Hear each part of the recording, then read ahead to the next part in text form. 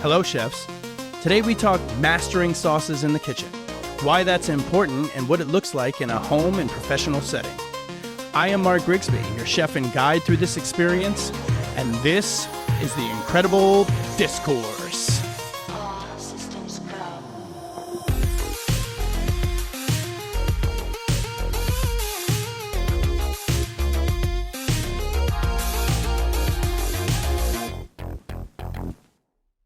How exciting!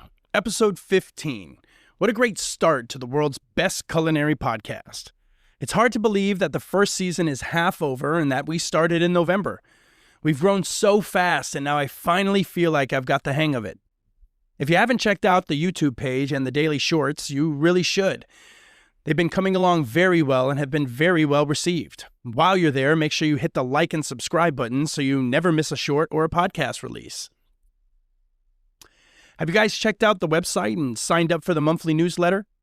The website is generating a lot of traffic and has a ton of great information on it. So if you're trying to elevate your cooking game, this is going to be the hub for all of your teachings. So today we're going to talk about Saucework, what that is and what it looks like. So let's get started with what a sauce is. I know that sounds dubious, but I think it's best that we start from the beginning and lay the ground and foundation. A sauce, by definition, is any flavorful liquid meant to enhance, balance, or unify a dish. It adds texture, contrast, richness, acidity, or brightness. And that's important. A sauce can elevate a good dish to unfucking believable. It brings depth, cohesion, and flair, even to the simplest ingredients. Have you ever had a meal where the sauce was truly unforgettable? Like a barbecue sauce on ribs, or a beurre blanc on a fish? Or what about something truly simple, like the soy sauce for your nigiri? Everyone has had that one or two unforgettable experiences where the sauce blew you away, and every time you thought about that meal, you could still taste it. The flavor, the texture, the smell, all of it. I remember the first time I had that experience. As a kid, I always was surrounded by great cooks. Both of my grandmothers and my mom were awesome cooks when I was younger. I had some of the best meals in my life from these three women, but I didn't understand it. It was just something that we did. We ate and we ate well. And I had a little bit of the East and a little bit of the West in my family. When I would see my grandmother on my mom's side, she would make these pretty memorable Japanese or Asian dishes that stuck with me. And my grandmother on my dad's side, I got the best of country cooking.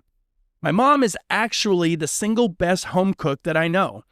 She has influence from all over the world and has a better palate than some professional chefs and cooks that I know. But my first experience, it didn't come from any of them. When I was younger and working in my first fine dining restaurant, I was just getting into food, but was completely unaware of the world there was of it. To me, food was just that. There was no emphasis on texture, flavor, or even cultural influence on any kind of level outside of what I knew. I never thought of it at that point in my life. I needed a job, and a friend of a friend knew of a place that was hiring and sent me down there. After I started, I was the new guy on the line and was very green. Didn't know who, what, when, where, or why, or who's who of the business. I had one thing and one thing only on my mind, and that was money. I got picked on by the other cooks because they could all speak the language and the jargon, and I was just the guy from Homestead looking for work. I didn't have the passion or know-how that these guys did, so I was kind of the black sheep of the group. I was very quiet and kept to myself, believe it or not, primarily because no one would even talk to me or give me the time of day. Long story short, I was finishing my setup on the line and the sous chef was walking by me and had a sizzle platter in his hand with a few fingerling potatoes cut up and some brown sauce covering them. And he was eating them. And he walked over and offered me a bite. I hadn't eaten that day and was starving. In this kitchen, we didn't eat, so of course I was starving. But I remember that one bite that I had. It was simple. Blanched and fried fingerling potatoes with demi-glace. It was one of the best things I've ever tasted. It was rich and stuck to your palate and coated your mouth. It was evenly balanced with salt and the sweetness of the red wine used to make it. It stopped me dead in my tracks and was truly unbelievable. It was so good that I turned around and followed this guy to ask him what it was. He told me it was demi-glace and asked if I liked it, and I raved about it like a schoolgirl about her first crush. Years later, after I decided that this was the career that I wanted to pursue, I learned how to make this sauce and chase that experience every single time I made it. Today, it's still my favorite sauce. It takes hours and hours to make it, but you can taste every single minute of it when it's done correctly. So when we say that a sauce can elevate a good dish to unforgettable, this is exactly what we mean. It burns a memory in your head that lasts a lifetime. Now, the historical roots of Saucework goes back hundreds of years, but the framework of it all started with Escoffier's 5 mother sauces. He restructured and modernized French cuisine, including these sauces in his landmark work, Le Guide culinaire in 1903. These base sauces became the foundation of classical Western cooking. And if you didn't listen to the podcast about the mother sauces, right after you listen to this episode, that one would be a good companion episode to this one. But briefly, they are called mother sauces because they are the base sauces or foundational sauces that make up the derivative sauces, also known as daughter sauces.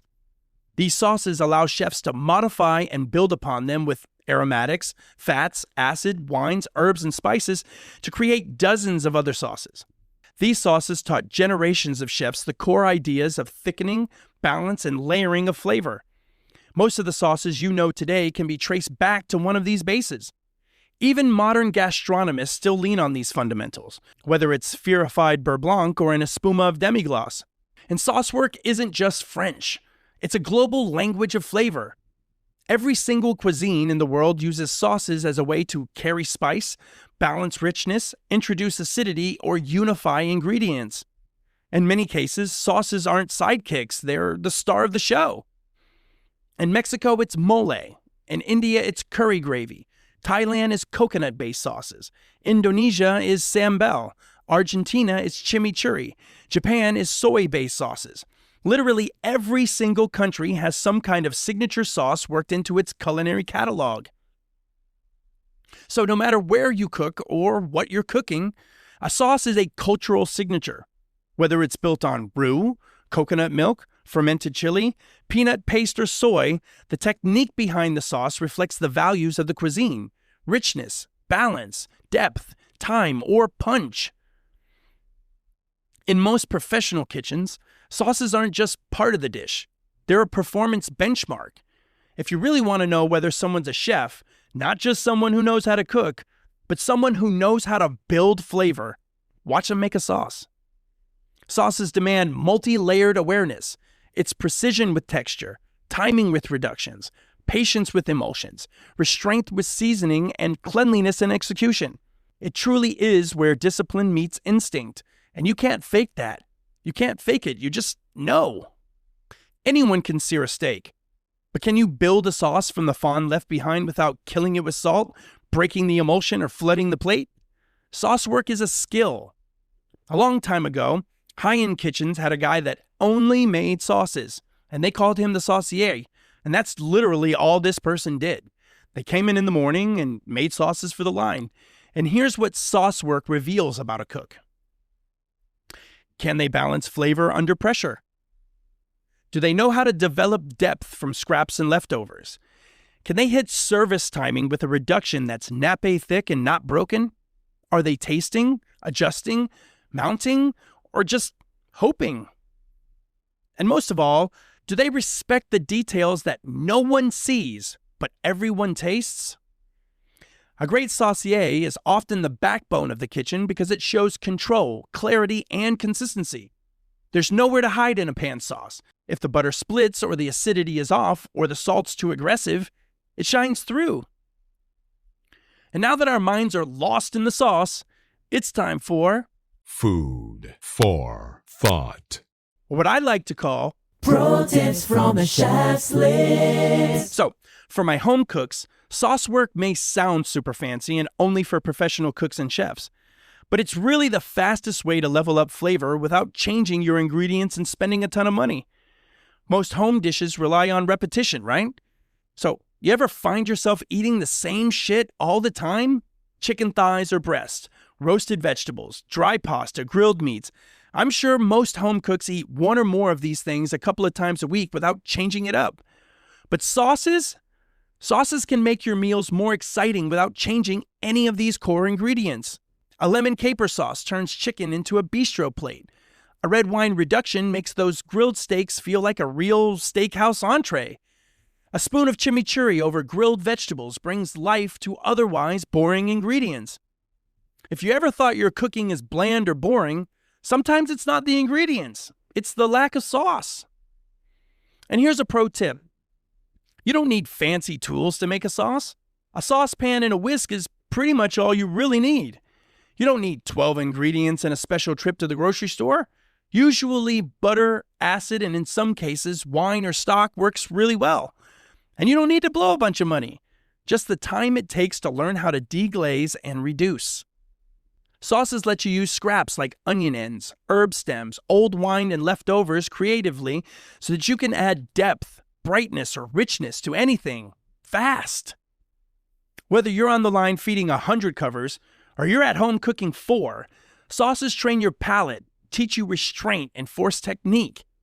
You'll learn how fat, acid, and salt plays together, how to hold back just enough to let the dish speak and accent it rather than drown it.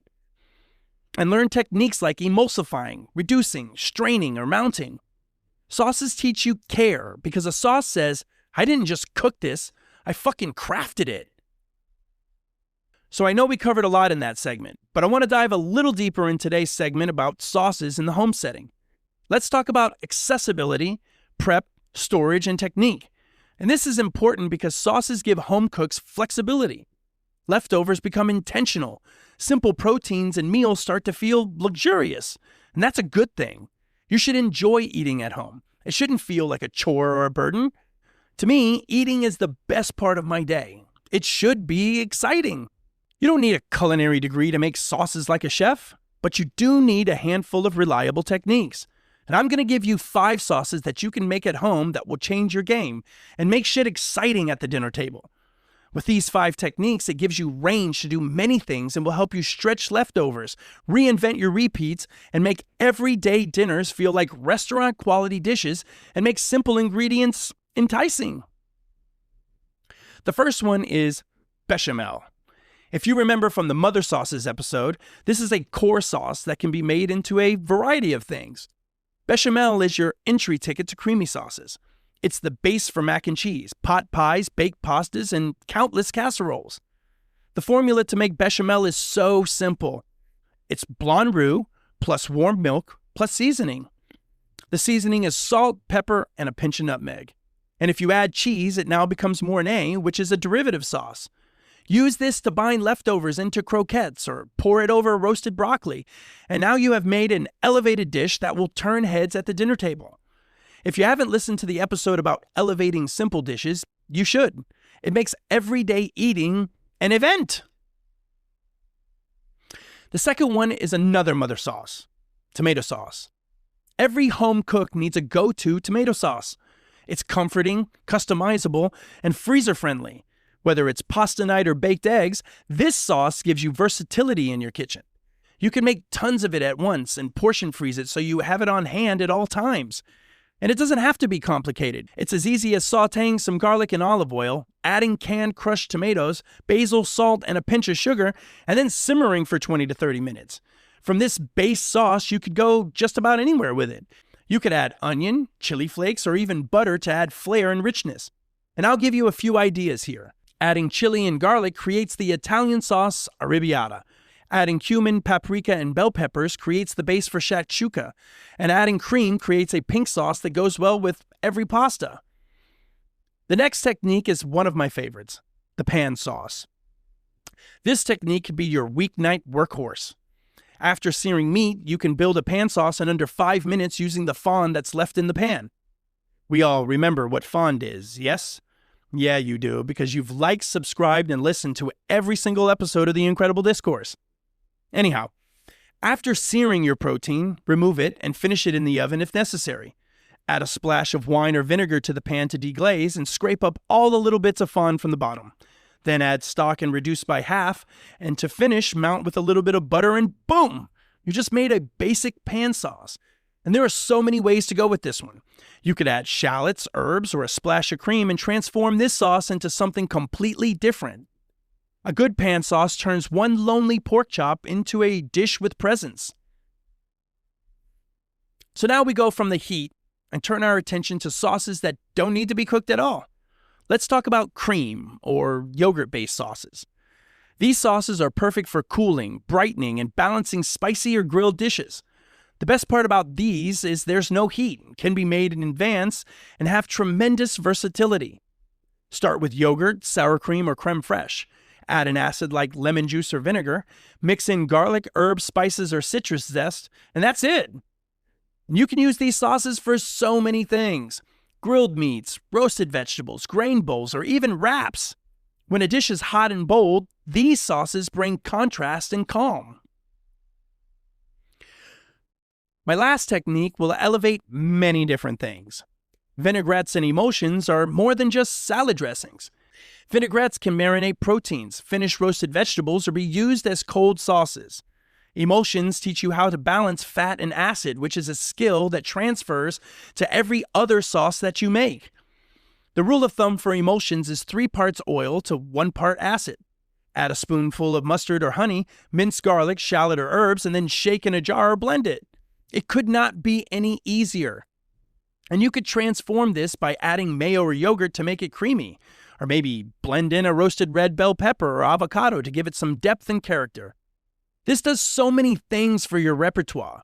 You have marinades, sauces, and salad dressings, all with just one technique.